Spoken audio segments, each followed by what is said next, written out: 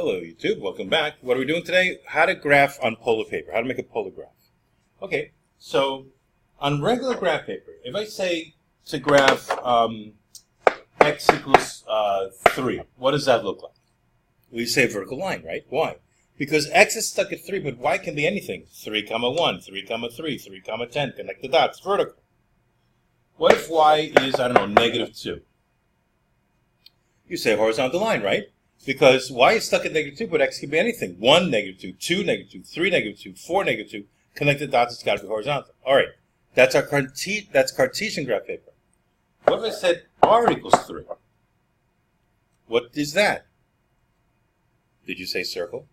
Yeah, because r is stuck at 3, but theta can be anything it wants. 3, 0, theta is 0. 3, pi over 2, 90 degrees. 3, pi, 3, 3 pi over 2. 3, 2 pi, connect the dots, you get a circle. All right, now say you didn't know that. Can you prove it? Well, look, what if you square both sides of this? R squared equals 9. Well, don't you know a conversion formula for R squared? Remember the conversion formulas from yesterday? X squared plus Y squared is R squared because of Pythagoras, right? And then the SOHCAHTOA stuff. Tan theta equals Y over X.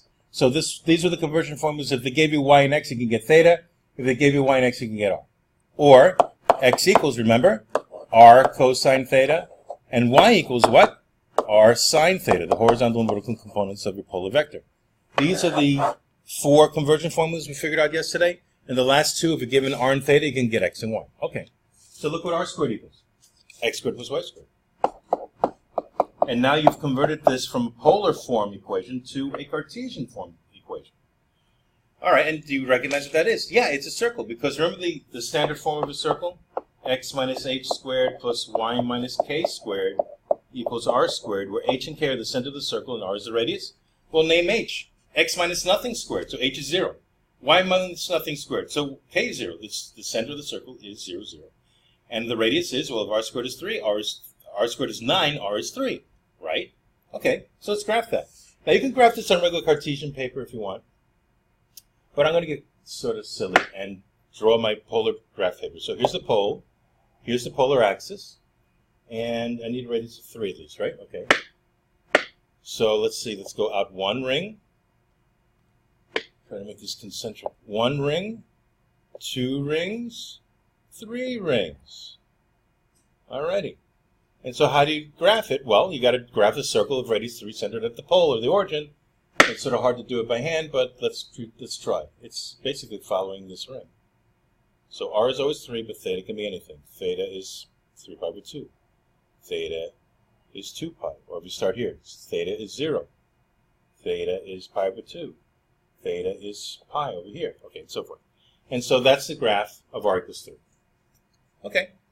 Now, can you check that on the calculator? Well, yeah, because if you go in the calculator, there's a polar mode. All right, so let's see. What mode do I want?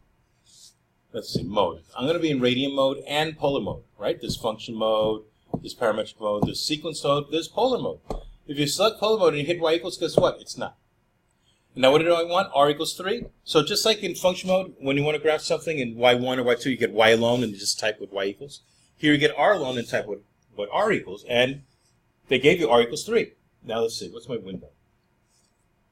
All right, the x min, x max, y min, y max, that's a zoom 4. Theta min, let's start at 0. And theta max, let's go to 2 pi. In radians, that's a whole circle, right?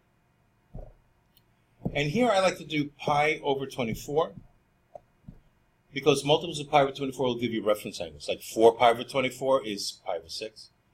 6 pi over 24 is pi over 4, and so forth, right? So you can actually plug in your reference angles and make a table of values and check them this way. All right, so this is zoom 4, but I'm just going to hit zoom 4 in case you don't have it. Yeah, a circle of radius 3, center of the origin. Perfect, there it is. Okay, so use the calculator to check your work. What's the work? Convert it to Cartesian form if you can. If it's not possible, then just go straight to the calculator.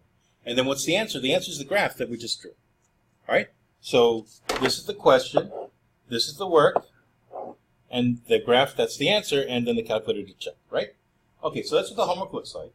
Page 583, multiples of 5. Let's try some more. What if I said r sine theta equals 2. Can you convert that to x's and y's and graph normally?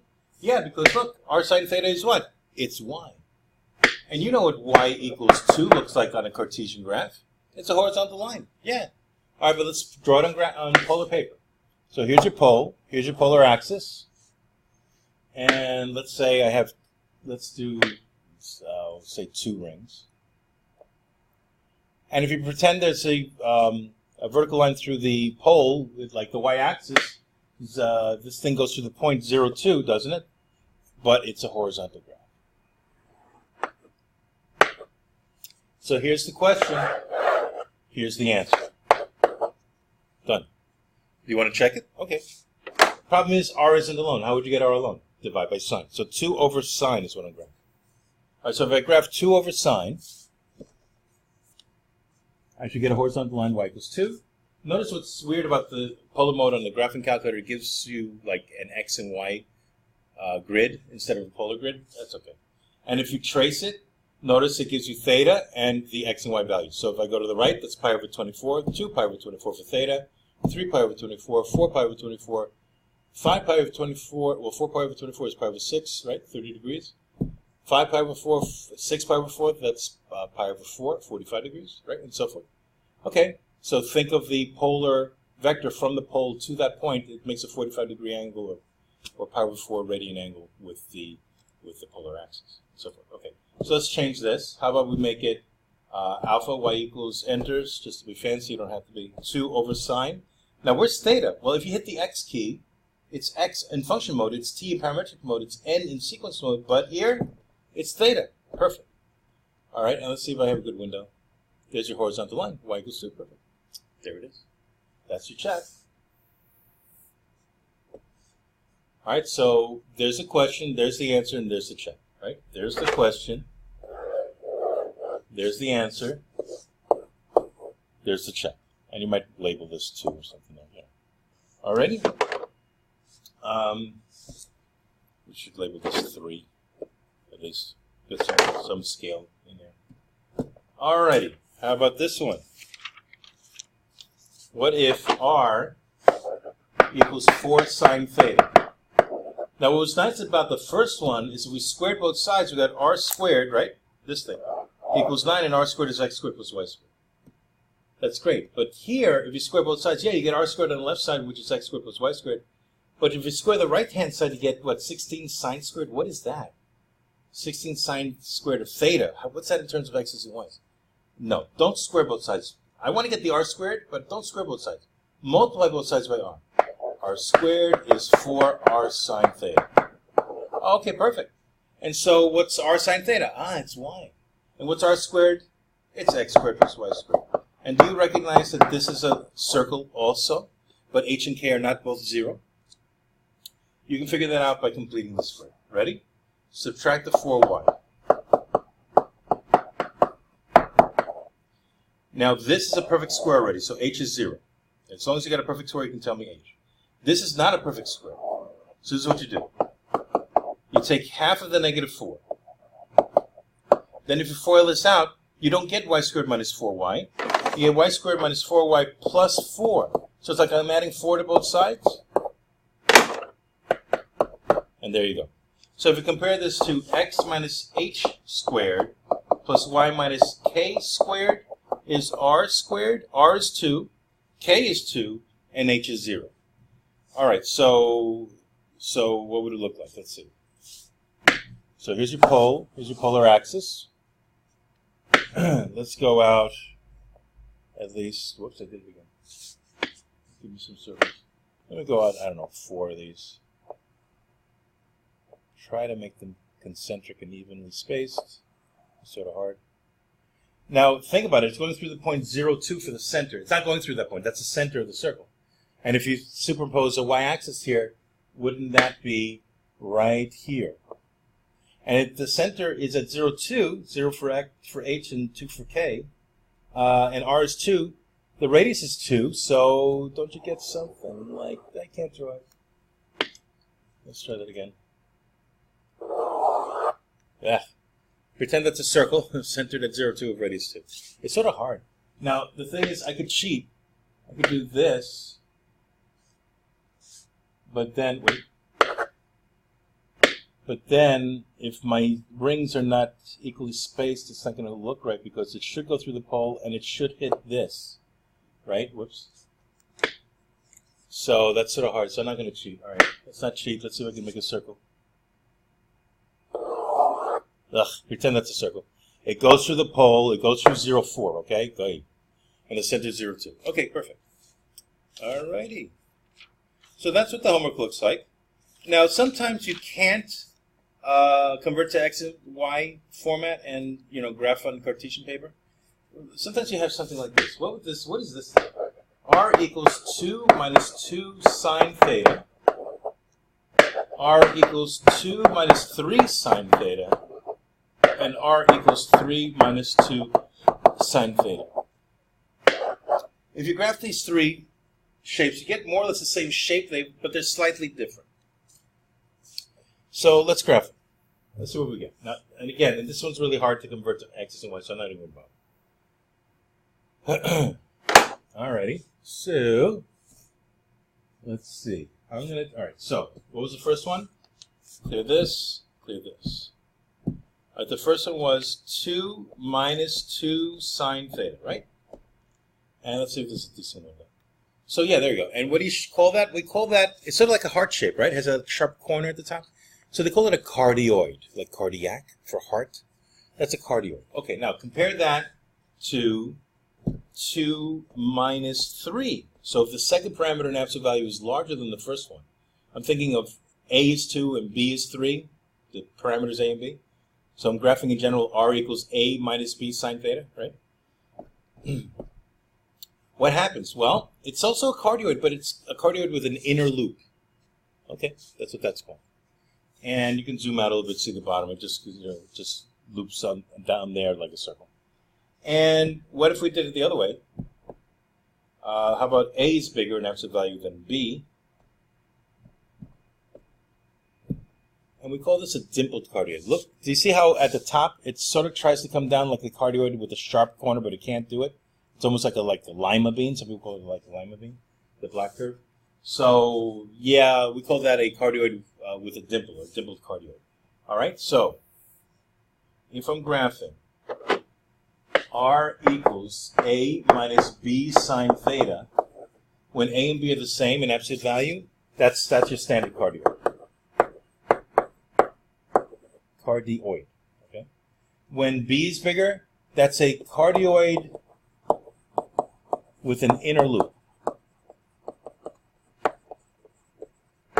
It goes beyond that sharp corner, right? And then this is a cardioid. Also, they're all cardioids, but how do you spell this? Cardioid. I spelled it wrong.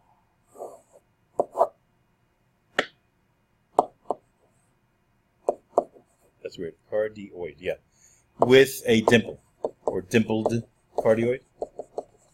Now this one, as it turns out, is special historically because it was discovered by Blaise Pascal using pencil and paper.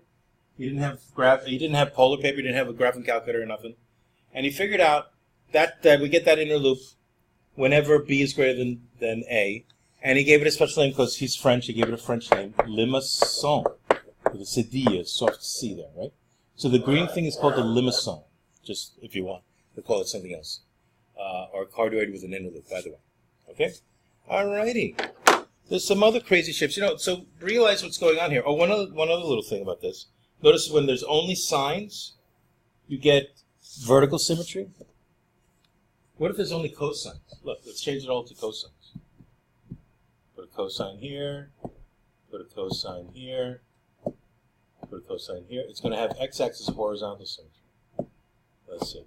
So there's your cardioid with horizontal symmetry. There's your cardioid with an inner loop with horizontal symmetry. And there's your dimpled cardioid with horizontal symmetry. Perfect. Okay. What if I gave you this?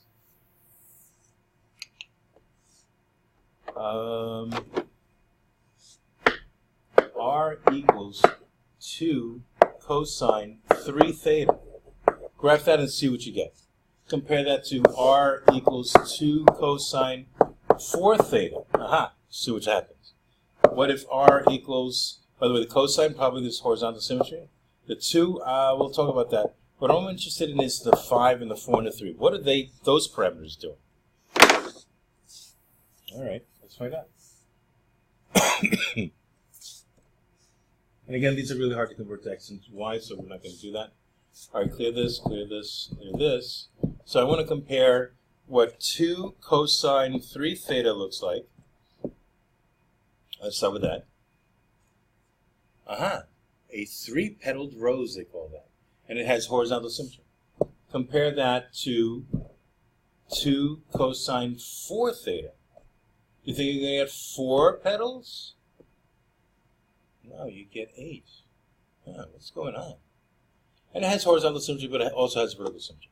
But notice, when you have the odd number in front of theta, that's how many petals you have? When you have an even, how about 2 cosine 5 theta? What do you think you're going to get? 5 petals with horizontal symmetry? You know, it's hard to see that. I'm going to get rid of that. Let me get rid of these guys. I'm going to get rid of this guy. Whoops. I'm going to get rid of this guy. Just this guy. So, whoops. Yeah, just that one. So, 5 petals, do you see? Now, see how it's sort of like a little choppy there? That's because you're putting in really, really big angles. 5 times theta. So you have to make a window with your theta step. It traces on a theta step. That's sort of small. If this is like 1300ths, let's make it smaller. 500ths. That would make it a little more smooth because it'll plot more points, but it takes longer. All right. So, and notice it's going to do it more than once, right? So, what's my window? 0 to 2 pi, right? Okay. All righty. So when you have 5 theta, there's 5 petals. What about 6 theta? 2 cosine 6 theta.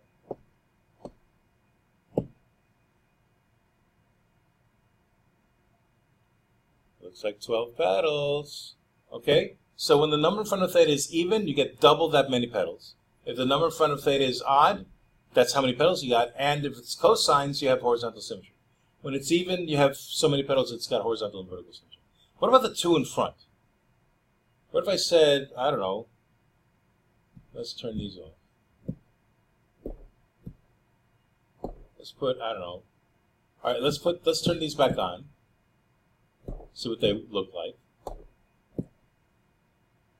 So 3 petals and, what was it, 8 petals? There it goes, 8 petals. All right, so what about the 2 in front? What if I made the 2 a 3? Just makes it bigger. So that's the maximal petal length, the maximum length of the petal. All right, so 3 units from the pole. Okay. All right, let's get rid of the even number in front of theta. Let's just look at the odd number in front of theta. So 3 petals and 5 petals. A maximum petal length of 3, maximum petal length of 2. But notice when the number in front of the theta is odd and you only have cosines running around, it has horizontal or x-axis symmetry, right? What if I change it to sines? Put a sine here and put a sine here. See what you get. It's still 3 petals, but now you have vertical symmetry or y-axis symmetry. And the other one's still 5 petals, but again you have vertical symmetry. Okay? So these are the kinds of crazy graphs that you get. All right, so that's what you need to know to do the homework tonight. Don't forget. And it's page 583 multiple to 5. Okay? All right, bye-bye, YouTube. Hope that was helpful.